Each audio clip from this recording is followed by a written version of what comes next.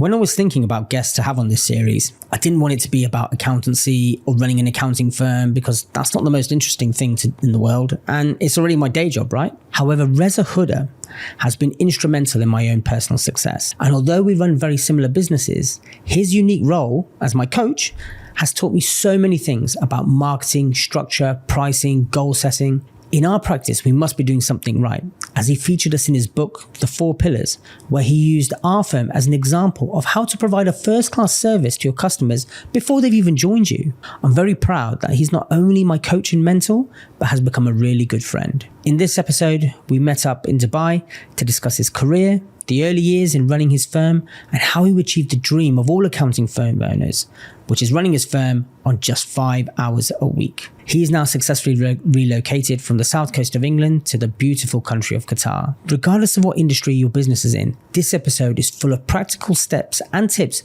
on how to run a business efficiently and effectively. Reza gives some great advice, like getting a mentor, building a results-based business, and transitioning from owner and operator to coach and mentor. Reza and I think very similarly, which is why we get on so well, and I hope that comes across in this episode.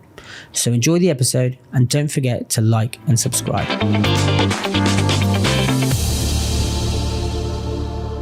So we're back in Dubai. We are indeed. Yeah. We have a knack of a meeting here, don't we? Yeah, we meet more here than we do in the Absolutely. UK. Yeah. It's a bit sunnier though, isn't it? Yeah, it is. Yeah. But you do live in Coventry, so you can't blame me for not. Yeah, but the sea where you are is a little bit colder than it is here. Just slightly. Yeah.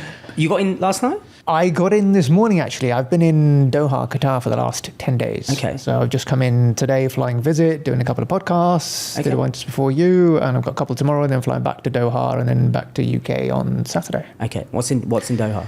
So Doha, I've set up a business there. Okay. So I came for the Head of Tech Summit, a web summit in February, and they were doing a deal to enable you to set up a company for free for 4 years, 100% ownership. Okay. The thing with Doha is it's kind of quite low key. Like nobody knows really that you can set up a business there 100%. Yeah. Like Dubai is rampant, right? It's very mainstream now. There's so many agents and everyone's doing it, whereas Doha is a bit low key. So I went to the summit, set it all up. I had to come back again to get my residency sorted. So now I've got that sorted. But actually, it's an alternative for some people who perhaps Dubai is a bit too busy for them, a bit too big, a huge metropolis, whereas Doha kind of still offers the the lifestyle benefits, the cleanliness, the 5-stariness, together with all the tax benefits as well. Okay. That you also get here in Dubai, but actually slightly better in Doha. You get there's no corp tax yet, there's no VAT, and there's no income tax. Okay. Because whereas in Dubai we have VAT at 5%, exactly, corporation tax at 9%. Yes. But is there still the kind of the glitz, the glamour? Not as much as Dubai. Okay. So it's a lot smaller. So I think Dubai now is huge. I think it's on the par of London, right? 12 million population. Yeah, yeah. So, whereas Doha is much smaller. It's probably 2 to 3 million population. Okay. So it definitely feels a lot smaller, but then there's benefits to that in terms of less traffic. Yeah. Everywhere is like 10, 15 minutes away. And but still everything is, the whole city has come up in the last 20 years. So all very new, so all, everything's like a, scenic, picturesque backdrop. So I kind of quite like it. And certainly for me, if I was to choose to live somewhere, and we are considering now making a potential move to Doha, if I can convince the missus. Yeah. That's always the hardest part. It's always the hardest part. They're the true boss. Absolutely. Good. Did you see the football last night? I didn't. I don't know. I missed it. That's such a shame. Such a shame. For those that don't know, I'm a massive Arsenal fan, and Reza is a Tottenham fan. So my team smashed Bayern Munich, Real Madrid 5-1. Well done. And you guys are playing Eintracht Frankfurt tonight? I don't know. I've written off this season completely. Yeah. But isn't it interesting because our teams are quite similar, both North London, both iconic stadiums, probably similar amount of money. Why do you think there's been such a difference in performance? What do you, as a Tottenham fan? Yeah. What do you think Tottenham are getting wrong at the moment? Yeah, I think, to be honest, I haven't really paid attention to Tottenham too much this season, and the answers are pretty obvious. But I think for any football team, it boils down to one thing alone, which is quite similar to business, right? It's people. Absolutely. Essentially, you've got the players on the pitch, but ultimately the coach plays a big role in that. Yeah. In terms of recruitment of talent, and then getting them to perform at their best. Yeah. And fundamentally, that is the recipe for success or failure for a football team. So if you haven't got the right people on the pitch and you haven't got the right coach who can make sure that those players gel in a certain way, then that's not going to lead to success ultimately for the team. Which is the exact same as business, right? Absolutely. And in your book, The Four Pillars, you preach those. People being one of the P's. 100%. Take me back to when you started out in business. You're a qualified chartered accountant. Indeed. Same as this. You also did the tax qualification. Mm-hmm. Did you do that because you knew you wanted to have an accountancy practice, or did you do that for the love of the career? Yeah, good question. So if I go back to my university days, I studied, again, I didn't really know what I wanted to do at uni. I knew I liked business, and I was doing an A-level in French at the time. And I thought, okay, international business sounds good, but it's not really international if you're not kind of doing something international with it. So I thought, okay, French sounds good. Yeah. So I did international business and French at uni. This was in Birmingham, right? This was in Birmingham, in Aston. That's where I went for uni. And as part of that, you get to spend a year out in France. So I spent a year on the south coast of France. Fantastic. One of the best years of my life. Yeah. Spending out there in Marseille. So final year comes and I am now looking at, right, what do I do? What do I go into? And I applied for everything. So accountancy was one of the things I was applying to, but it was not the only thing. So I applied to kind of Big Four, but I also applied to a lot of graduate schemes as well. And I applied to some companies which would have given me the ability to continue my French. Okay. Like Renault, for example. Renault, Peugeot had grad schemes, and I got a job offer from Renault, and I got another job offer from PwC.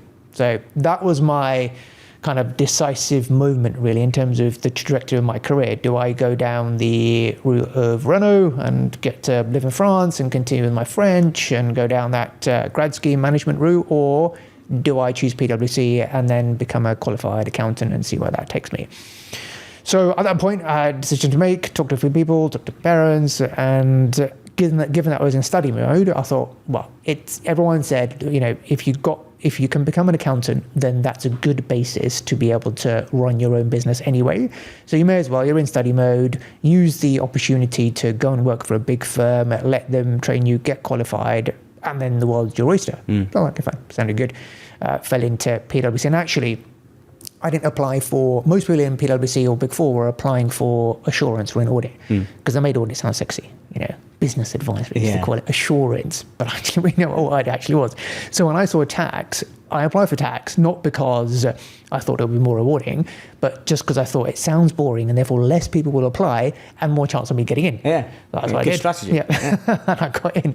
And then as we started, I realized actually I'm so glad I did, because I was doing 9 to 5. My audit colleagues were doing like 12, 16-hour days. Yeah. And off-site, probably. And off-site and around kind of the West Midlands, not the prettiest of places to work. So except kind of Coventry. Yeah. So a bit jammy in that respect. Got into PwC and then did my qualifications in that. But whilst I was there, I was always thinking about what am I going to do after these 3 years are up. I couldn't wait to get out, always brainstorming with mates of mine as to, what could we do? What business could we set up? And so it was always business? It was always business. Business was always at the forefront? It was always at the forefront. Okay. I just wanted to get out of accountancy as quick as I could. Yeah. I was just in there to get the 3 years, to get the qualification under my belt. The 3 years were up, and then they said, well, you could do CTA. And that was only another 9 months. I said, okay, fine, let's do CTA. Which as is a well. tax qualification. Tax qualification. Yeah. And because everyone thinks accountants just know about tax. But I always describe us as being like a GP. We know a lot about everything, but we're not a specialist in anything. But the CTA, so that's a tax qualification, which made you basically a tax expert. A chartered tax advisor, which is what it stands for. So I thought, okay, well, let me do that as well. Because I did ACA, and it's a good qualification, but it's not extremely relevant to a small business owner. Correct. It's a lot of international accounting standards, very wishy-washy stuff. Very good qualification to have, but it doesn't really help you when you're actually advising small businesses, because all they want to know about is about tax, structuring, that sort of thing. Yeah. So I thought, okay, well, let me do the tax qualification, because I was quite then enjoying a little bit of the advisory stuff on the tax side that I was doing. So I did the CTA, passed that, and then that took me to about 5.5 years in. And the brainwave of an idea didn't come to me. Okay. And a friend of mine, we thought we'd set up a shisha cafe, but then the tobacco ban came in 2007-8, so that went out the window. And then it was one chance weekend, we'd gone to visit my in-laws. I was living in Birmingham, went to visit them. They lived between Southampton and Portsmouth in a place called Fareham. and we got talking. My father-in-law ran an accounting firm. He'd run it for 25 years. He was approaching retirement. He was talking to other firms in the local area to sell to. So we got talking, one thing led to another, and I thought, why don't I buy in? Okay, it's not kind of the dream business I wanted to do, but it's a business. Yeah. And I could come in and I could maybe revamp it and take it to another level, because I knew I didn't want to wait 10 years to get to partner at PwC. Yeah. I wanted to get out. To me, freedom was everything. I hated having to report to work on time and doing timesheets. It was just a drain on me. So, but even getting to partner at PwC, that's still a job. Exactly. That's still not ticking the boxes which you're trying to achieve. Yeah. And so your father-in-law's practice was never on the cards. It was just a chance visit to see your in-laws. Yeah. Obviously, you knew they had an accountancy practice. Yeah. But it was never a case of, I could potentially take over that. You've never been groomed for that or anything. No. It was just an off chance. He said that he was selling. Absolutely. And a light bulb went off. Yeah. Okay. Yeah, exactly. And at that time, it was actually, I remember going down with the friend of mine that we were, the guy called Imran, we were quite close, and we were always thinking, having the conversation of what do we do together. So I took him down like a couple of weeks later, given that this was on the cards. And then it was both of us kind of buying in the practice. Okay.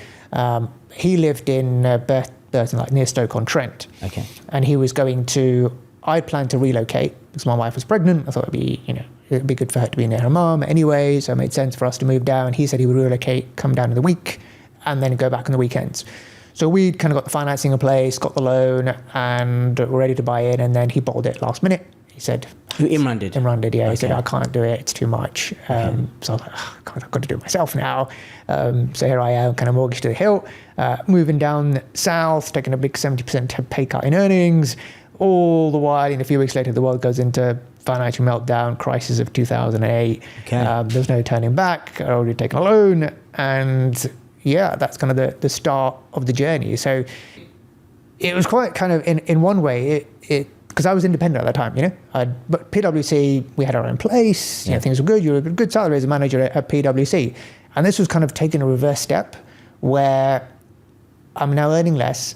I'm having to swallow my pride and ego and actually move in with the in-laws. And you can imagine, the shame and it's demasculating, isn't it? Exactly. Yeah. And your mates having a jab at you for doing so. So I had to make it work. Yeah.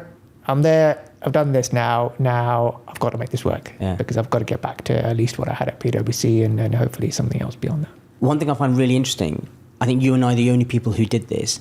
You bought it from your father-in-law. I bought my practice from my father. The operative word being bought.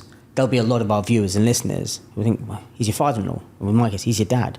Why did you buy it? Did you have to buy it? Or was it a case of, I'm going to buy it because I never want to be given anything?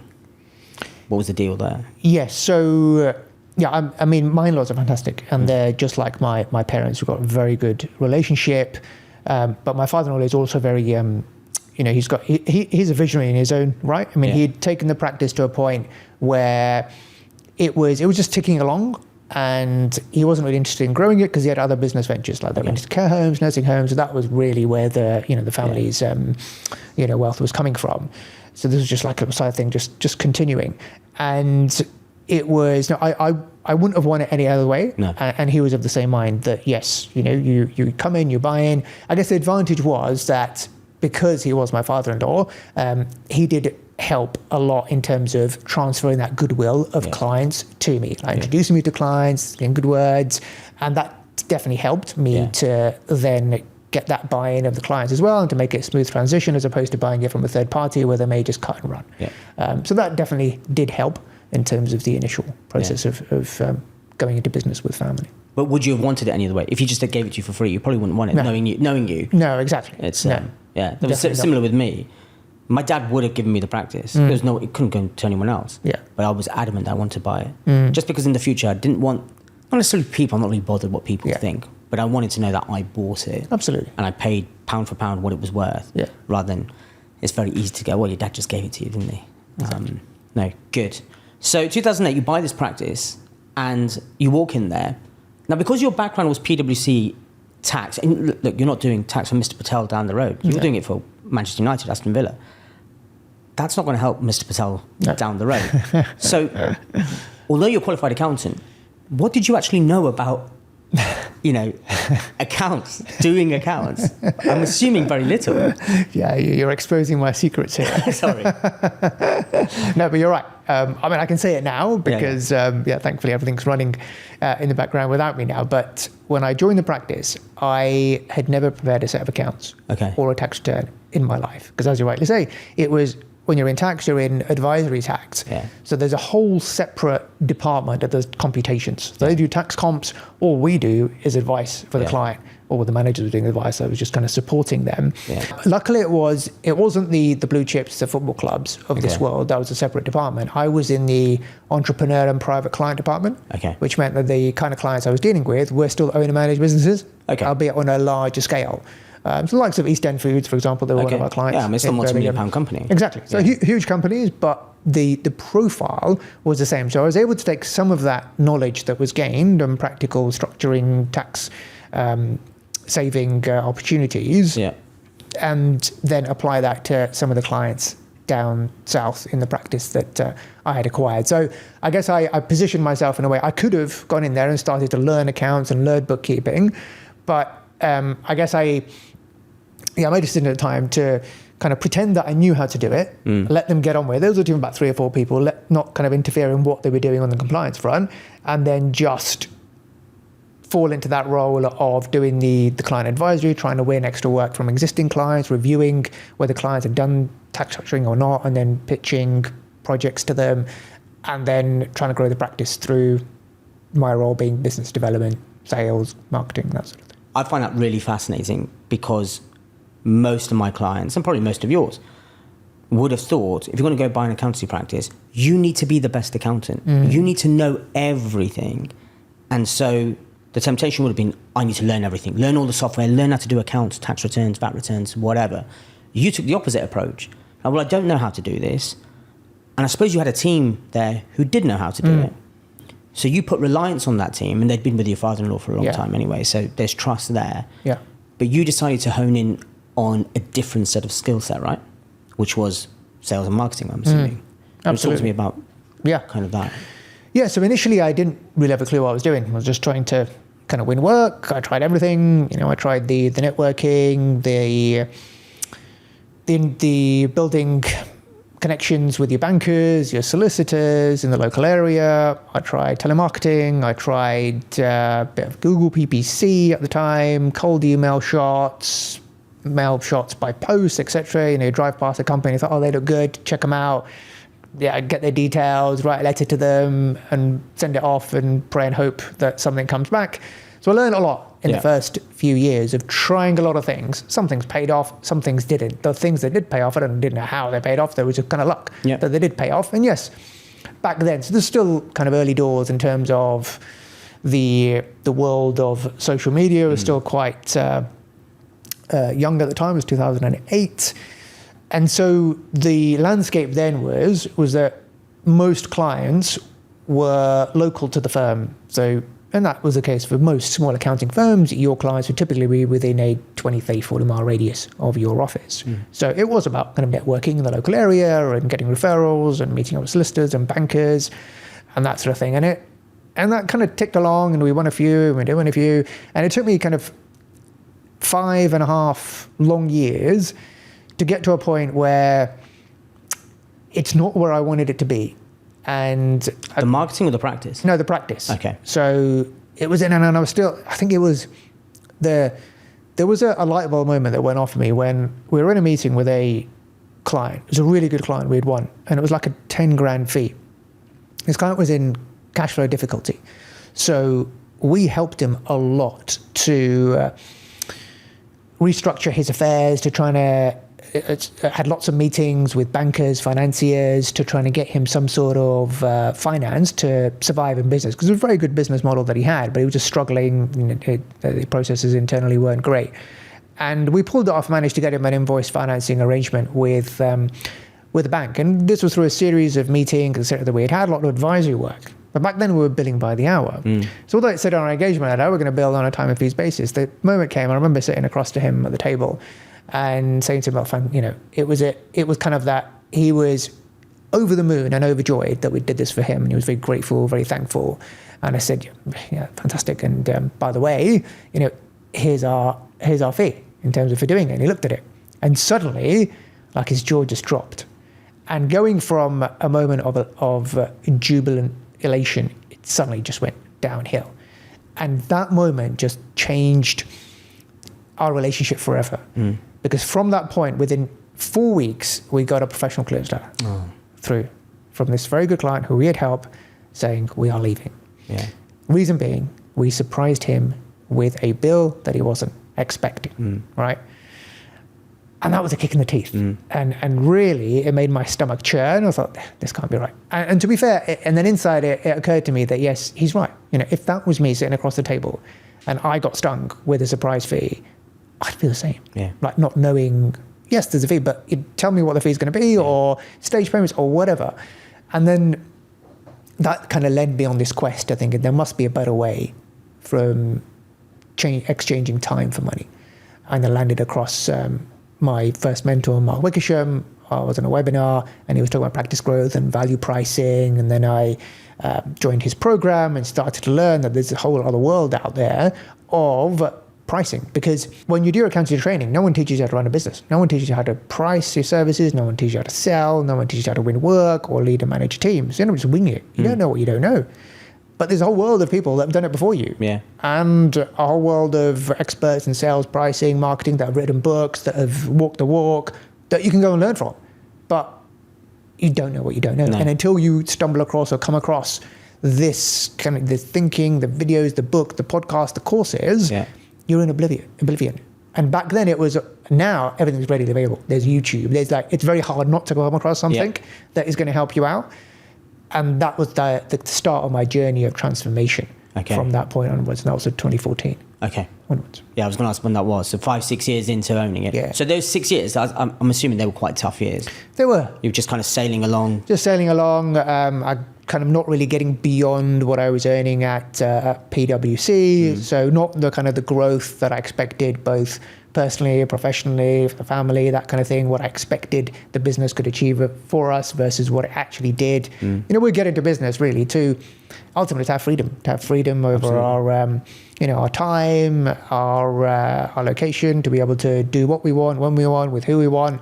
And it wasn't like that. It just felt like a glorified job. Absolutely. I think having a coach and mentor, it's a bit of a taboo subject. I think especially for business owners, asking for help is a bit like, well, if I ask for help, am I a failure? Yeah. I got into business so I could make money off my own back and prove to the world what a success I am, but I'm having someone help me. But actually, all the best businessmen have all had massive mentors. Look at Tony Robbins. Absolutely. He very, very proudly speaks very proudly of his mentor. So that took 2014, and then I'm assuming the practice just grew. Yeah. And what were the kind of things that you learned from Mark to implement those? So I started first off with my pricing. So changing pricing had a massive impact because, we know this as accountants, but we don't really appreciate the power of it. Like we know that if you change your pricing, it flows straight through to your bottom line. Yeah.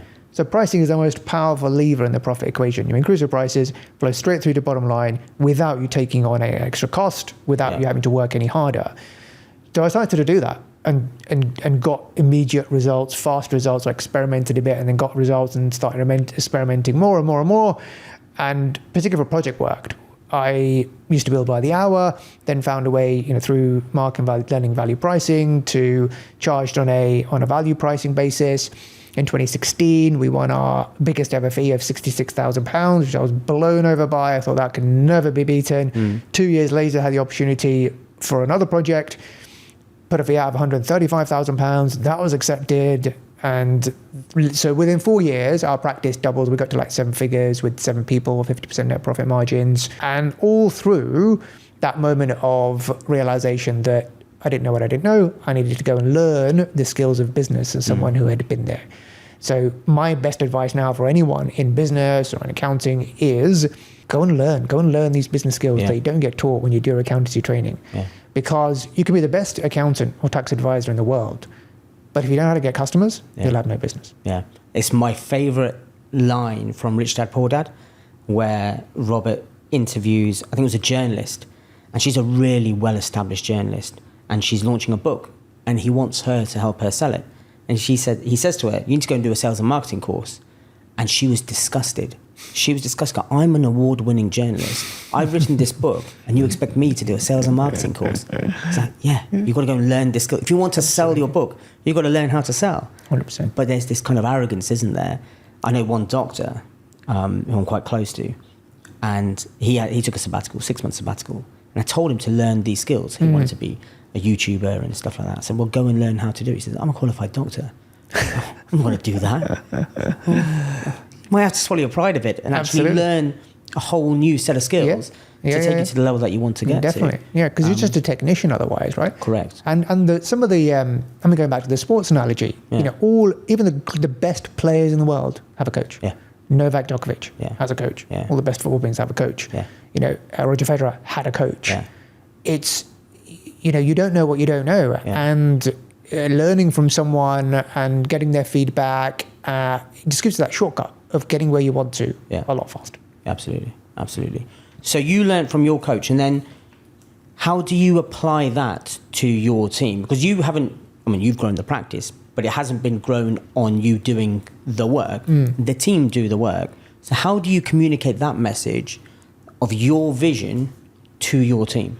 Yeah, good question. So I guess this is where I've learned a lot about what drives employee motivation. And that was actually one of the first.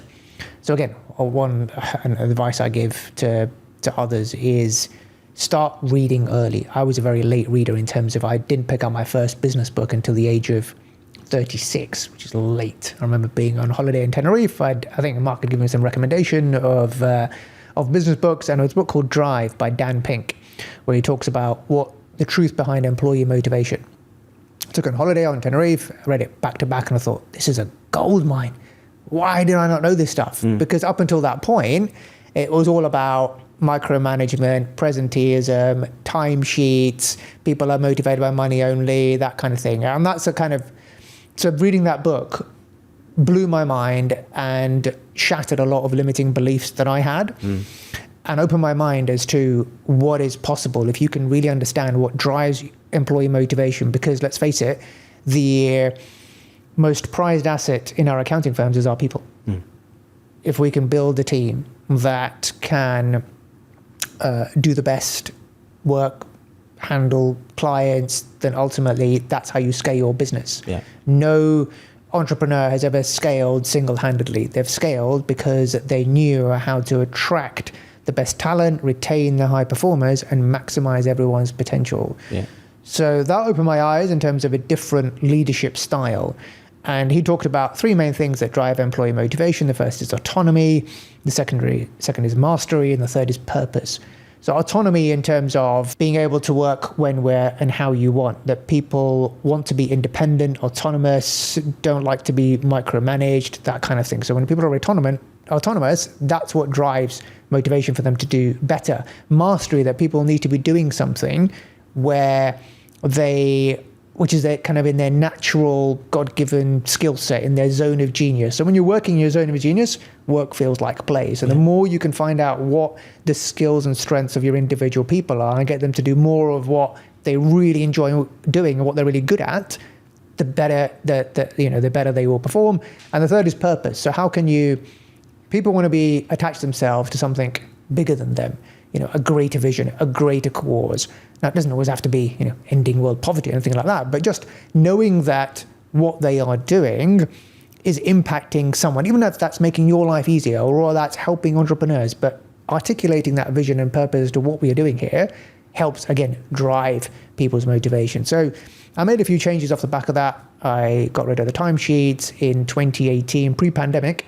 We went to the model where people could work when, where, and how they want, like the results-only work environment, as long as the results were achieved. So it doesn't matter where you work or when you work or how you work. It only matters that you get the work done. So it's a big shift to make, but what it does is because at the moment most firms, they will assess or review how their people are doing on a mixture of time and results. So you get them to do timesheets, you make sure they're clocking in, they're doing their 9 to 5s, and then you see the work is being done. And therefore it's really difficult to decipher what the actual results are coming in. So if you take time out of the equation and just measure people on results, then you sift the weed from, the rest. And then truly it's more about focusing the work and the results. And ultimately, that's what's going to help you to grow your practice, because you're focusing more on the output as opposed to inputs. Because anyone can make up what they put on the timesheet, absolutely, but no one can make up results. Yeah.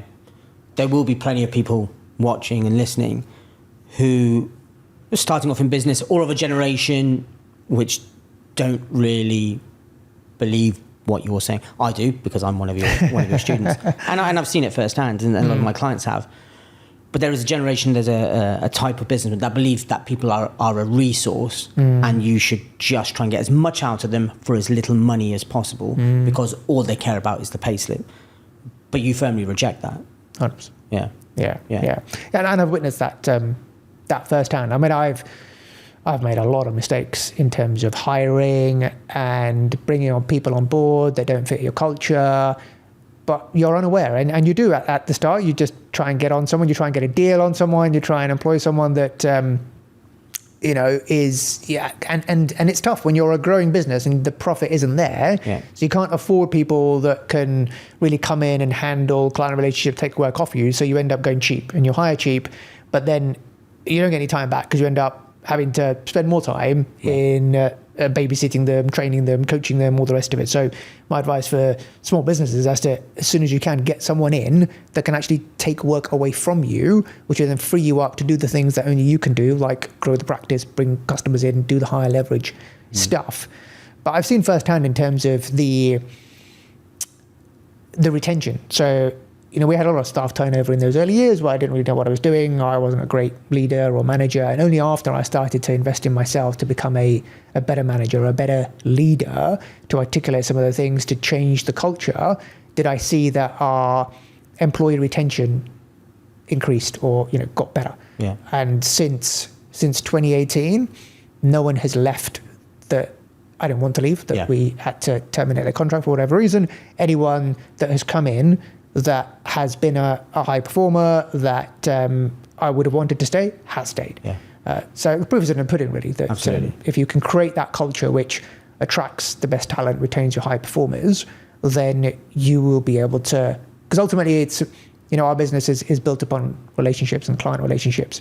And if your clients see that they are having a different manager or a different account, someone dealing with them, every other year or every 6 months, that's not going to go down well for your business. Exactly. When we have let people go, we have lost a couple of clients because they say, well, I'm on to my third account manager in 2 years. I can't build a relationship. The temptation is always then for me to go, I'll be the account manager. I'll look after the clients. But that's not going to grow the business. Right. What do you say to the people who will say, well, you're employing all these people and they're great, but they're not going to make you rich. They're not there to make you rich. They're just there for themselves.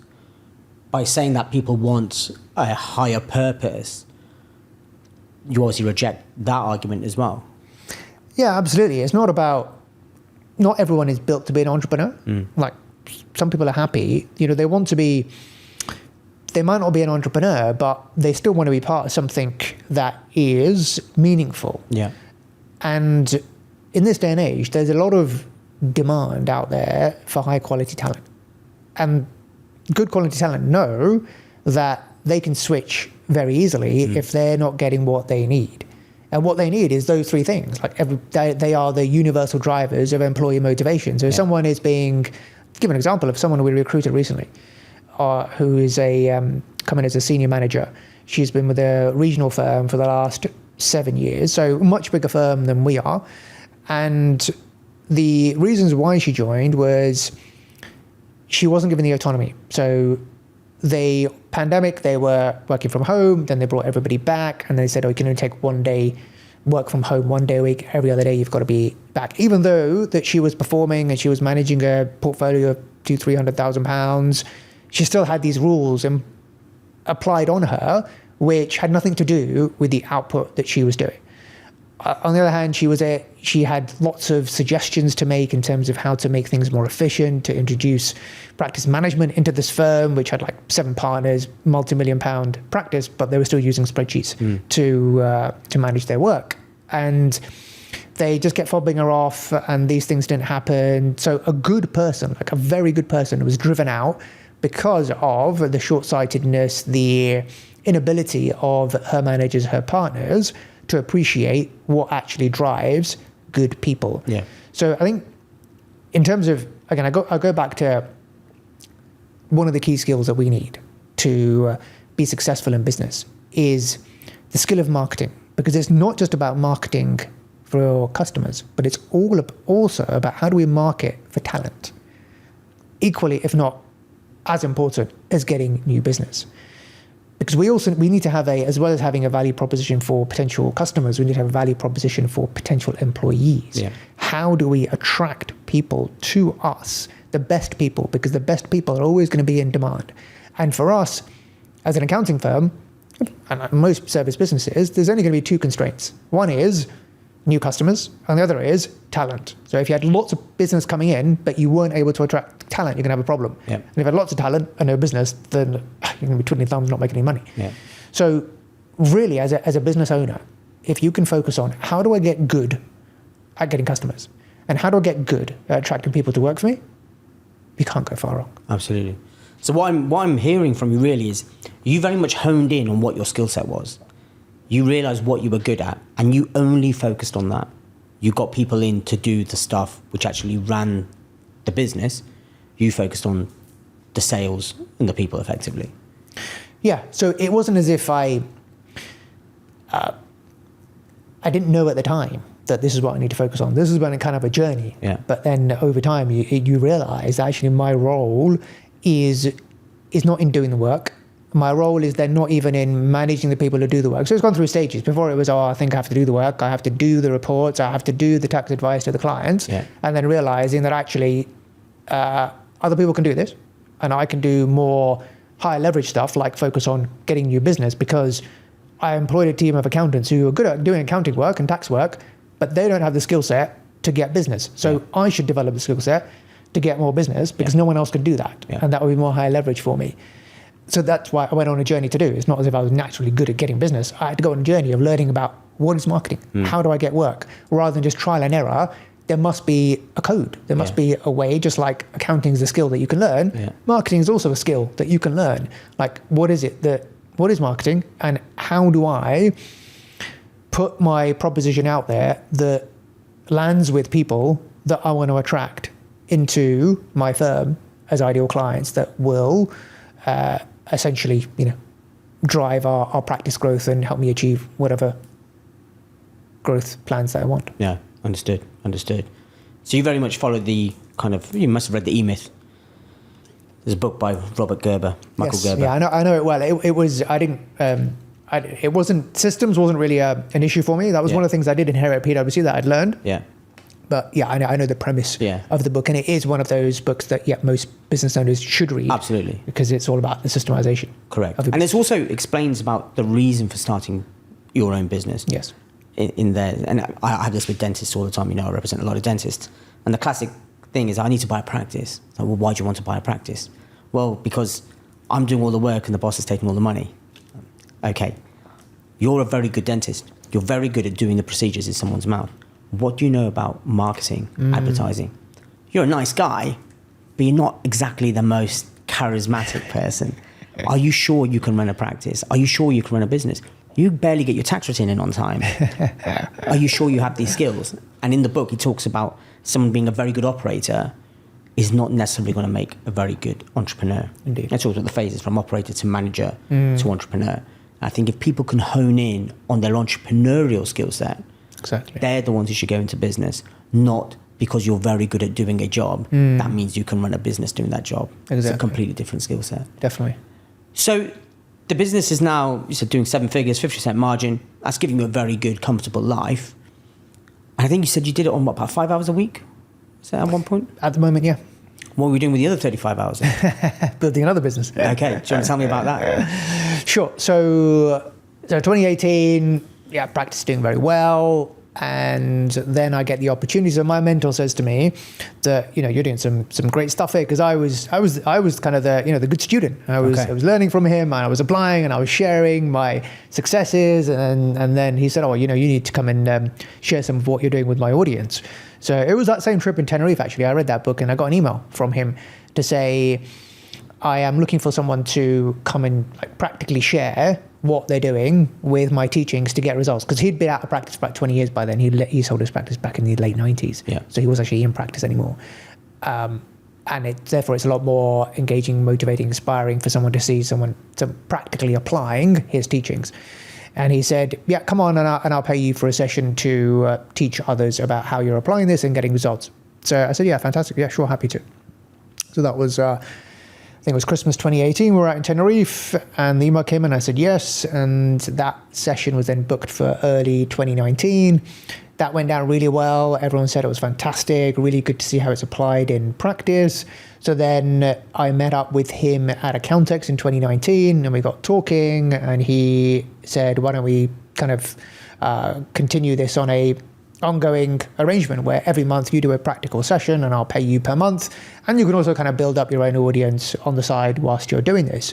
So I said, yeah, fantastic. I had time on my hands and I enjoyed doing it, teaching.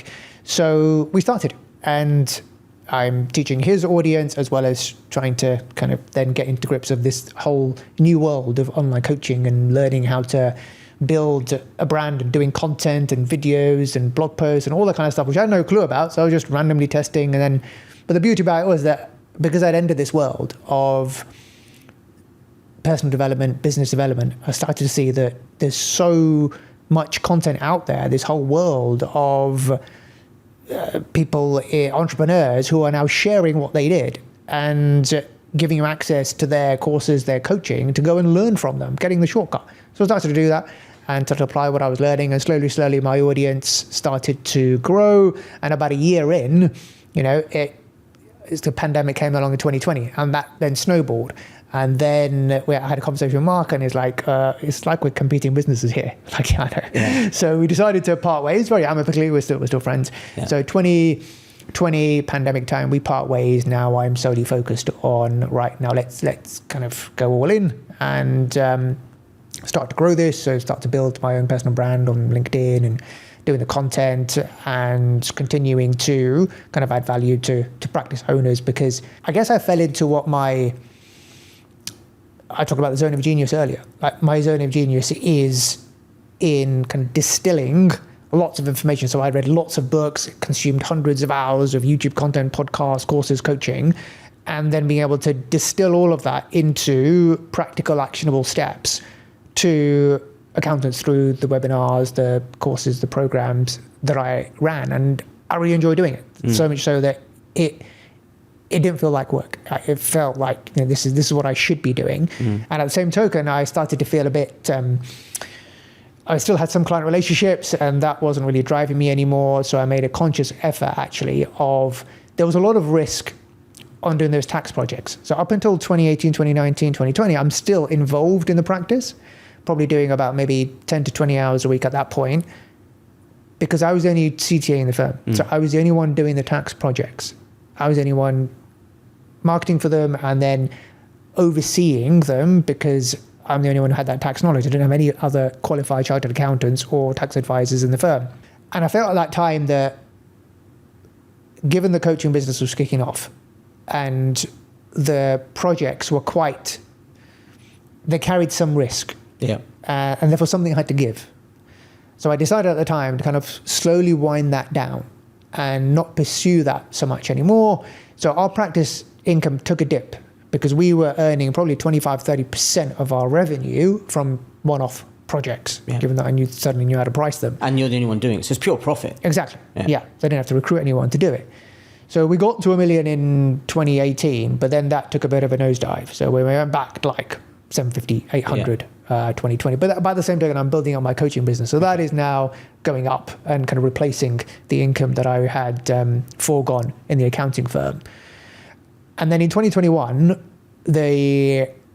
I as I'm teaching accountants, there's a common theme here in terms of when I ask them, what do you want me to teach you? It's about how do we win clients? How do we get new clients to replace referrals? So I'd already been teaching at the time about how to position yourself, niche down. I'd done it with property, so that's why I'm teaching. You niche down in a certain sector, you create content, you lead with the problem, become the go-to, and that's how you kind of build a brand and have clients coming to you that see you as the expert and therefore will pay you a premium for what you do rather than just getting anyone and everyone. In 2021, I said, right, let me make this a bit more spicy. Rather than just teach you again, I will do it with you. I will launch a brand new firm with a new name, a new logo, a new audience, new everything. And everything I do, I'll share with you in real time. And the promise of the course, Power Positioning, was 0 to 100K in 12 months. So if we didn't get that ourselves, we'd seriously egg on my face. So that was February 2021. So I launched that, Capture Accounting from nowhere, niche for content creators and influencers.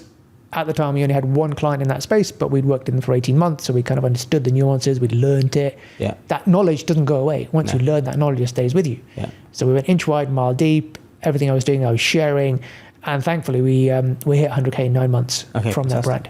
And now it's the fastest growing brand of our practice. It's completely transformed the makeup of what we do. It's now completely replacing the legacy clients that we had.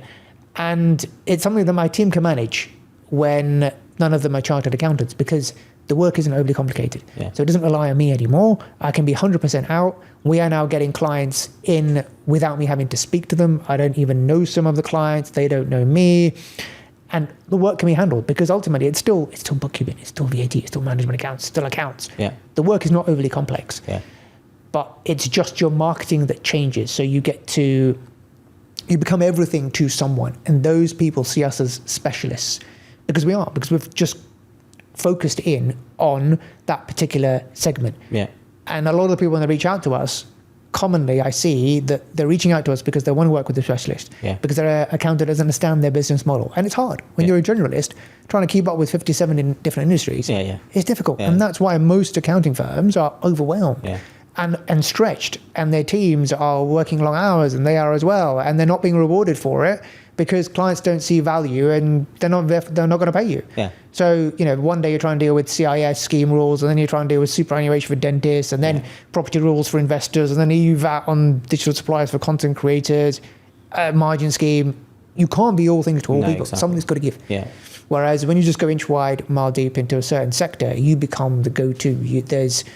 You've got the answers at the tip of your tongue of all the questions you're going to be asked. You know how to set the bookkeeping. You know how to get efficiencies there. You know how all the tax tools work, all the accounts. And opportunities come your way. So Capture Accounting, we had creators who were then asking us, how do we move to Dubai? Because we can work from anywhere and do anything. Yeah. So initially we were just passing them to a third party. And then over time we realized actually we could do this ourselves. So that led us to set up our own business in Dubai. And now we can do the full shebang, relocation services, company setup, VAT, bookkeeping out there as well. So, when you focus, then opportunities come your way and you attract better quality clients. And what happens to your business model is that when you're the specialist, you can charge more at the top end. Pricing always follows positioning.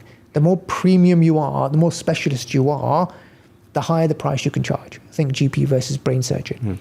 And what happens at the other end with your processes and people is that because everything is uniform and you're doing the same things over and over again, your people can handle more clients in the same space than they could dealing with lots of multiple clients. So the rate at which you have to take on cost or more people reduces. Yep. So you're getting more at the top end. You're not having to actually take on more cost. So that gap is your nice, lovely, healthy profit. So that's really the secret. Absolutely. To a profitable practice or business. And when you're talking about becoming a niche, you're actually talking about the business. You're not talking about you. You didn't personally become an expert. Exactly. Your business became an expert in this area. Correct. And you've set up your businesses to basically be scaled by anyone, really. The team can do most of it. The coaching business is you. Yes. But actually, it's the same material, but you could be doing that to 10 of us, 10,000 of us.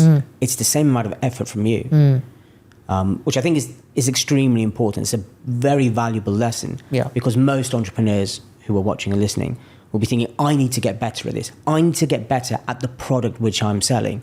Well, if it's just you're just an overworked employee of yourself, effectively. Absolutely.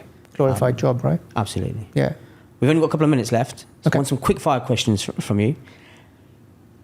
You've been running your business now for 17 years. What one thing that you know now do you wish you knew when you started? I think it's the same thing that I mentioned earlier, that you don't know what you don't know. And in order for you to become the best version of yourself, to build the business that you want, to give you the time, money, and freedom that you want, because ultimately, as business owners or entrepreneurs, we get into business for freedom, whether that's time freedom, financial freedom. Ultimately, it's freedom. Otherwise, you just remain an employee. So that is an overriding driver for most entrepreneurs. And to do that, you have to invest in yourself to become a better business owner, so you can do the best for your team, your clients, ultimately your family and yourself. So it's the same advice that I give to my nearest and dearest, my own family, my son who's just finishing his A-levels, I'm giving him all the business books. I've given access to YouTube Premium to say, go and learn from some of the best minds on the planet who, information has now been democratized, it's commoditized. Anyone with an internet connection can learn from entrepreneurs who have scaled to hundreds of millions and now sharing exactly what they did with you. So there is no excuse in this day and age, if you've got an internet connection, for you not to be able to set up a business and make it successful. Absolutely. And so I'm telling my son that, look, he's not going to uni. He's going to learn the key skills of business: marketing, sales, and accounting. So I'll put him on the apprenticeship scheme, but at the same time, he's going to learn marketing and sales and actually go and do it. Yeah. So even if that means cold calling, knocking on doors, that will build resilience. Yeah. And that skill of sales will help you in whatever business that you decide to get into. Absolutely. Fantastic advice from a very successful entrepreneur. Rez, it's been a pleasure. Thank you, Aaron. You're off back to Qatar tomorrow? I am indeed. Yeah. I've got a few more days here, so I'm going to lap Enjoy. up the sunshine. Enjoy. You're gonna win the Europa League then? Who knows? It's a long shot. It's between you and Man United, really, isn't it? 14th versus 15th. Don't remind me. No. Thanks very much. Thank you, Aaron. It's been a pleasure. Thanks for having me. Thanks.